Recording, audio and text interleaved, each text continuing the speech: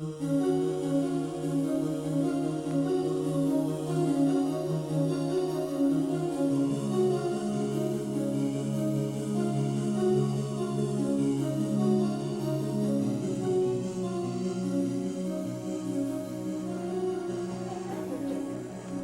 think you're devastated because it's always somebody else, it's never you. They say, just get on with your life. You can't do it. I mean, there is no way. You're mentally, certainly as far as I'm concerned, I wasn't able to carry on with what I did for a job because I couldn't concentrate long enough. And I needed to be with her and she needed to be with me. I was born in hospital.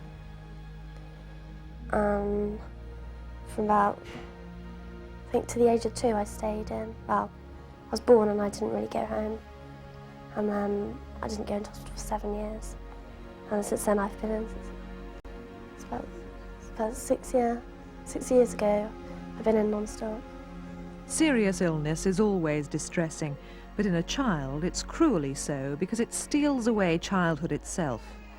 However, modern paediatric care can do a great deal to treat an increasing range of illnesses and to make the stay in hospital easier and less traumatic for children like Hannah and Amber. Hello, I'm Jill Dando, and this is the Children's Hospital in Bristol. Generations of children, including myself, have put their trust in this hospital to provide them with a healthy, happy future. Over the last 130 years, the hospital has grown in both size and reputation and now provides internationally acclaimed care to our children here in the southwest and from further afield. It's now a leading light in many paediatric fields, including the treatment of cancer, bone marrow transplants and cardiac services. Paediatric care has changed enormously since the hospital was first built, and it's now a medically recognised fact that children have very specific needs during illness and treatment.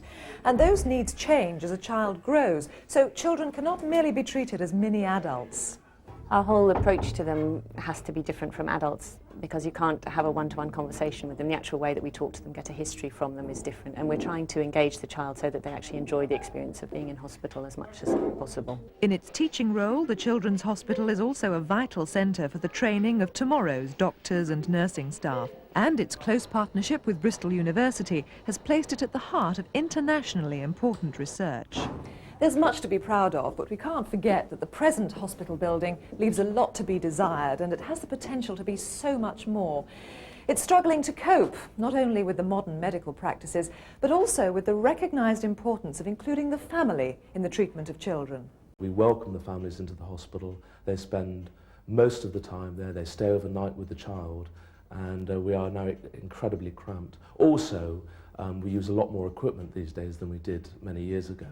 And it all adds to a real jumble in the middle of the wards. The intensive care unit was recently refurbished, but as you can see, we still have a great constraint on the space available. It actually makes it really physically quite difficult to nurse the children and to look after them. As we've developed our clinical services in this current building, we developed them as and where we could, and therefore the departmental relationships leave a lot to be desired. The A&E department here is obviously on the ground floor, which is very useful. But it's one floor away from X-ray, it's one floor away from pharmacy. Of course, when the hospital was built, there weren't such things as intensive care units. So the intensive care unit is here through fault rather than by design. So we have to transport very critically ill children from ITU to other departments, and it's very difficult because we actually don't physically have the space to manoeuvre them in the corridors. As well as placing pressure on the medical practices, the cramped conditions also mean that extreme strain is being placed on the parents and families, reducing their ability to help in the child's care. The bedrooms are a long way from the ward, and of course if your child's very ill, you want to be with your child all the time and you don't want to be away from your child. And so parents often sleep in the sitting room, and they'll sleep on a mattress on the floor, or they'll sleep in a chair overnight. I sleep with him, even though I'm local. I still sleep with him because I feel he needs us around him. There's a little put-me-up bed. We use it at the bottom of the bed. There isn't a lot of space, unfortunately. We can't move around too much. But I think they make the best out of what they've got. Well, Edward's got a complex heart condition. He's had 2 heart operations. I'm sharing a single bedroom with somebody, both 2 camp beds. So we're both sort of sharing a single room. It's quite hard you've got something in common with sort of being in hospital, but it's quite hard. You've got no privacy at all. You can't do what you want to do or say what you want to say because you are open to everybody else's sort of view and hearing, which can be frustrating.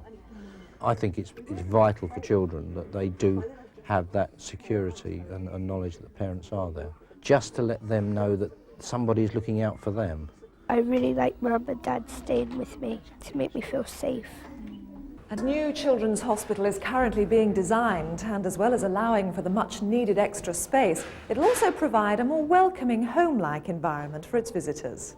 Unlike the present overcrowded Victorian building, the hospital will be designed from a child's point of view, embracing their perspective and perception of the world around them, and giving them greater freedom to explore and become involved as they recover.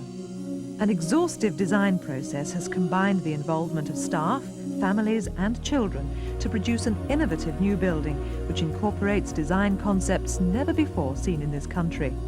Along with an efficient new layout, affording a more streamlined and safer level of care, every facet of the building takes into account the child's point of view and opens up a new world of discovery. Integral play features and interactive art will be incorporated throughout the hospital to stimulate interest and distract the young mind. And imaginatively decorated wards and extra facilities will create a more homely feel to provide a welcoming, familiar environment for children and parents alike. The new children's hospital in Bristol will be unlike anything ever seen in this country. Now, as in 1866, it'll be made possible with the support of public subscriptions, and it'll provide a vital and modern new resource for the South West. This new hospital will provide unsurpassed paediatric treatment, first-class medical training and valuable research facilities to enable our children and their children to enjoy a happier, healthier and more secure future. I think it's vital for children just to let them know that somebody's looking out for them, because she's got a fight at the end of the day.